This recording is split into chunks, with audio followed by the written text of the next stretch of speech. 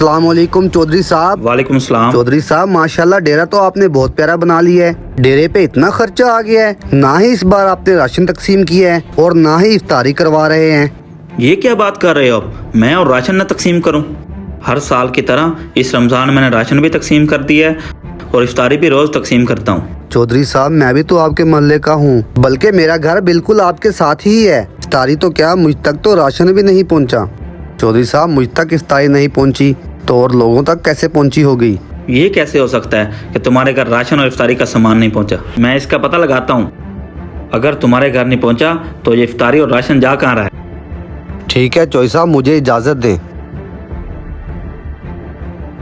ये क्या कह गया इस्माइल? अभी इसका पता लगाता हूँ। बिरयानी का डब्बा 100 रुपए का, बिरयानी का डब्बा 100 रुपए का। ये लें भाई, एक डब्बा तो दे दें। बिरयानी का डब्बा 100 रुपए। हैं? बिरयानी का डब्बा 100 रुपए का? नहीं तो मेरे पास पैसे नहीं है कि फ्रूट लेके जा सकूं। चलो यहीं से बिरयानी का डब्बा ले लेता हूँ। बिरयानी का डब्बा 100 रुपए का। भाई 2 डब्बे दे दें। अच्छा भाई ये पकड़े।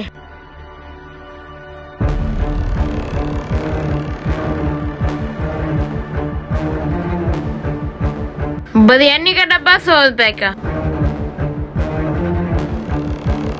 एक डब्बा मुझे भी दे।